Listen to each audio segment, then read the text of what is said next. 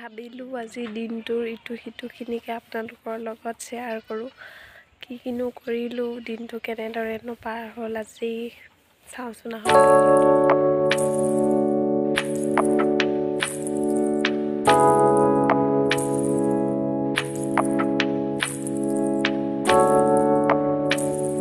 এইফালে মই একেবাৰে গা পা ধুই মেলি ৰেডি। অলপ পিছত ভাত খাম। এতিয়া চাওঁ হওক আমাৰ ঘৰত থকা অলপমান ফুলখিনি। ফুলি থকা একো ফুল নাই বাৰু, তথাপিও ফুলখিনি দেখাওঁ বুলি ভাবিছোঁ আপোনালোকক। চাওঁচোন আহক ফুলখিনি।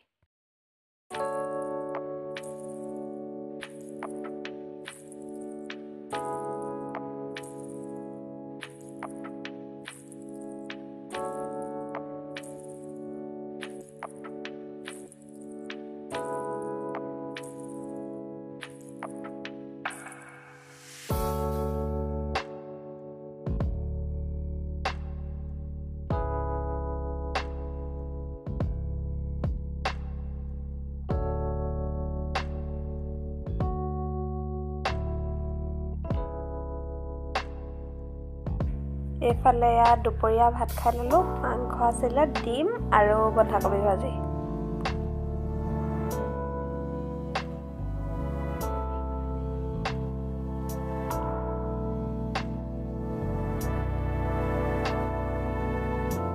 এইফালে ছোৱালী শুৱাই লৈ দুপৰীয়া চাহকণ খাই ল'লোঁ।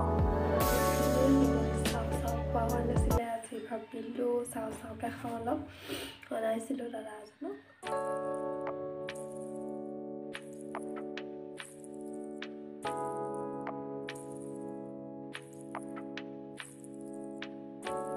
এয়া আনিছিলে গধূলি ভাত সাজৰ কাৰণে ছাগলী মাংস। মই সকলো মছলা দি আদা, নহৰু পেষ্ট, পিঁয়াজ, মিঠাতেল সানি অকণমান টেঙা চেপি মাংসখিনি এইফালে আলু আৰু পিঁয়াজ কাটি ল'লোঁ।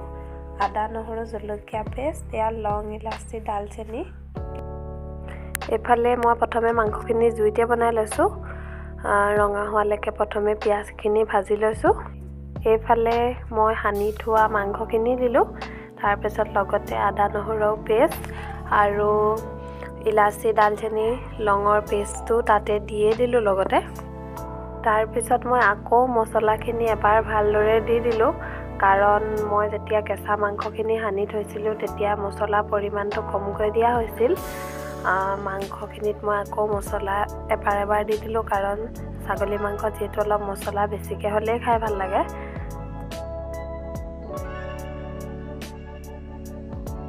তাৰপিছত মাংসখিনি অকণমান সিজাৰ পাছতে মই আলু দি দিলোঁ।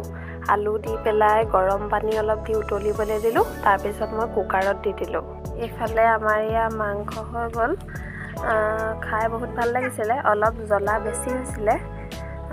আজিৰ ভিডিঅ'টো মই এনেদৰেই সামৰিছোঁ। চাই কেনেকুৱা পালে সকলোৱে জনাব। ভিডিঅ'টোত কিবা ভুল ভ্ৰান্তি হৈছে অভিজ্ঞসকলে আঙুলিয়াই দিব বুলি মই আশা ৰাখিছোঁ, কাৰণ মই ইউটিউব চেনেলটো খুলি নতুনকৈ ভিডিঅ' দিছোঁহে। বহুত জানিবলৈ বাকী আছে। অভিজ্ঞসকলে আঙুলিয়াই দিব যেন ভুলবোৰ। যদি ভিডিঅ'টো চাই ভাল লাগিলে like, comment, share and subscribe কৰি দিব। কাষতে থকা বেল আইকনটো প্ৰেছ কৰি দিব, যাতে মোৰ আহিবলগীয়া আৰু ভিডিঅ'খিনি আপোনালোকে পাই থাকে আৰু মই আপোনালোকৰ মাজত যাতে এনেদৰে আগবাঢ়ি গৈ থাকিব পাৰোঁ।